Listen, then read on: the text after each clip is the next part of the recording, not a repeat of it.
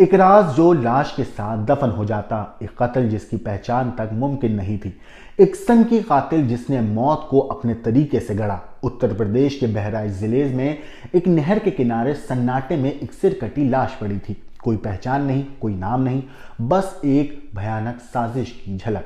7 मार्च की सुबह जब लोग नहर किनारे पहुंचे तो उन्होंने जो देखा वो उसने उनकी रूह को कपा दिया। एक महिला की लाश, लेकिन सिर गायब। और यही सिर पुलिस के लिए सबसे बड़ा सवाल बन गया कि आखिर ये महिला कौन थी और उसका सिर कहां गया। जैसे जैसे जांच आगे बढ़ी वैसे वैसे पुलिस को कत्ल की इस पहेली का हल मिलता गया। लाश की पहचान होते ही एक दिल को दहला देने वाली कहानी सामने आई। साजरून, एक शादीशुदा महिला जिसकी जिंदगी एक रिश्ते में उलझी हुई थी। उसका अफेयर था एक नौजवान से जिसका नाम आसिफ था, लेकिन ये मोहब्बत नहीं बल्कि खूनी अंजाम की तरफ बढ़ रही कहानी थी।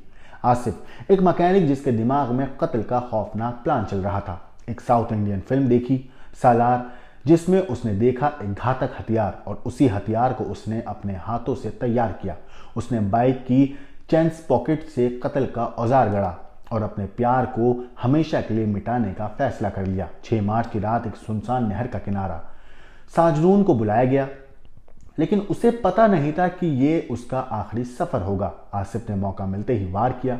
वो चीख ना सके इसलिए उसने बेरहमी से सिर धड़ से अलग कर दिया, बाहें काटी और अलग अलग जगह पर फेंक दिया ताकि कोई पहचान न सके। लेकिन कातिल भूल चुका था कि जुर्म कभी छिपता नहीं। शक और सबूतों के जाल ने उसे घेर लिया था और जब पुलिस ने उसे धर दबोचा तो एक ऐसी सच्चाई सामने आई जिसने सबको हैरान कर दिया। एक सवाल ये भी है कि क्या ये एक फिल्म से मिला आइडिया था? किसी को कातिल क्या एक आइडिया बना सकता है? क्या मोहब्बत इतनी अंधी हो सकती है कि वो कातिल में तब्दील हो जाए शख्स?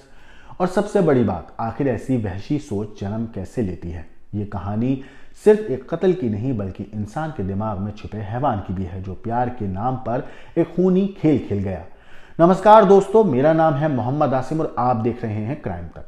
उत्तर प्रदेश के बहराइच जिले से कत्ल का एक ऐसा सनसनीखेज मामला सामने आया है जिसने पुलिस को भी हैरान कर दिया। मामला एक महिला के कत्ल का है जिसकी लाश पुलिस ने बरामद तो कर ली, लेकिन वो लाश ऐसी थी कि उसकी शिनाख्त करना बिल्कुल नामुमकिन था क्योंकि उस लाश का कोई चेहरा नहीं था, यानी लाश का सिर गायब था।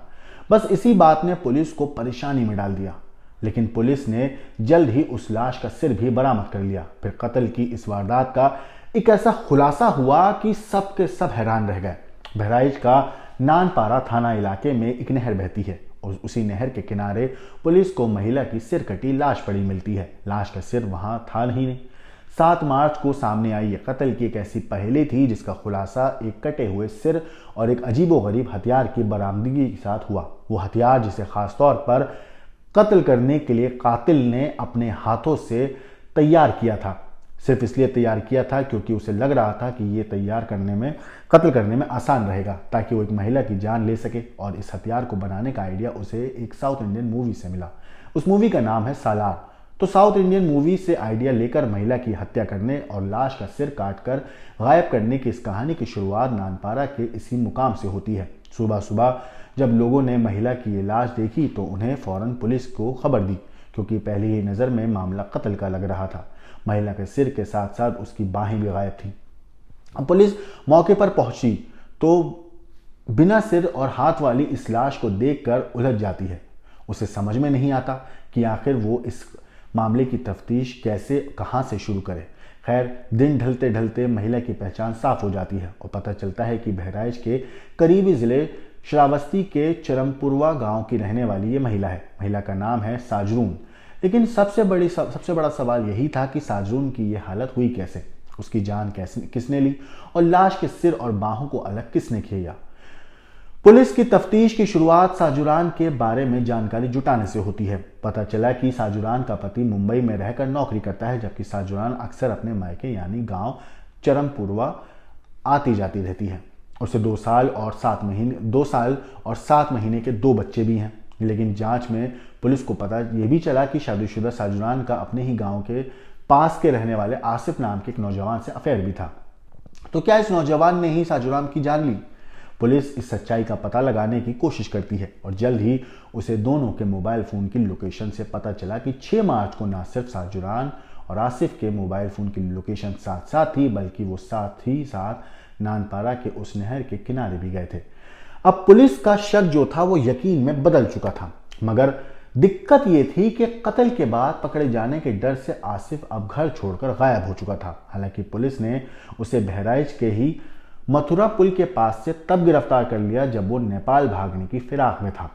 अब साजुरान के कत्ल का मुलजिम आसिफ गिरफ्तार तो हो चुका था, लेकिन कत्ल की असली कहानी सामने आनी अभी बाकी थी। सवाल तो ये भी था कि आसिफ का अगर साजुराम से अफेयर था तो उसने उसकी जान क्यों ली? तो जवाब है शादी की जिद करना।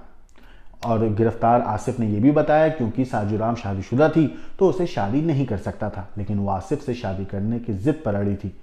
इसके बाद उससे पीछा छुड़ाने का आसिफ को कोई ख्याल सामने आया ही नहीं कि वो कैसे पीछा छुड़ाए, इसलिए उसके दिमाग में साजुराम को मार डालने का एक आइडिया आया। इसी बीच उसने एक साउथ इंडियन मूवी देखी सालार, जिसमें बगोदा की तरह दिखने वाले एक खास किस्म का हथियार दिखाया गया था। क्योंकि आसिफ खुद एक बाइक मैकेनिक था, उसने ठीक वैसा ही हथियार बनाने का फैसला किया। कई दिन लगकर बाइक की चेन पॉकेट से वो हथियार बना भी लिया। अब बस बारी थी साजुराम को किसी सुनसान जगह पर बुलाने की, तो इसका प्लान भी आसिफ ने पहले से ही बना लिया था। तो जब 6 मार्च को साजुराम ने उसे मिलने की जिद की तो वो उसे घुमाने के बहाने बहराइच के नानपारा इलाके में उसी नहर के किनारे लेकर गया। पहले से ही उसने अपने साथ सालार मूवी वाला हथियार लेकर वहां पहुंचा था और वहां मौका मिलते ही उसने पहले हथियार से वार कर साजुराम की जान ले ली और फिर उसी हथियार से उसका सिर काट कर अलग कर दिया। इसके बाद उसने सबूत मिटाने के लिए साजुराम की बाहें भी काट दी और उन्हें अलग अलग कर दिया। इसके बाद उसने अलग अलग पैकेट्स में सिर और कटे हुए हाथों को पैक किया, फिर उन्हें एक सुनसान जंगल में फेंक आया। पुलिस ने आसिफ को गिरफ्तार करने के बाद जब उसकी निशानदेही पर साजुराम का कटा हुआ सिर बरामद किया तो वो मौका वारदात से करीब 2 किलोमीटर दूर पर जाके मिला, एक जंगल के अंदर। और उसी जगह से पुलिस वो खास किस्म का आला कत्ल भी बरामद करती है। फिलहाल कत्ल की ये पहली तो सुलझ गई थी, लेकिन अपनी माशूका के कत्ल और कत्ल के बाद सिर काट कर अलग फेंकना और इस काम के लिए अलग से एक हथियार बनाने वाले इस सिरफिरे कातिल की करतूत सुनकर लोग जरूर हैरान थे।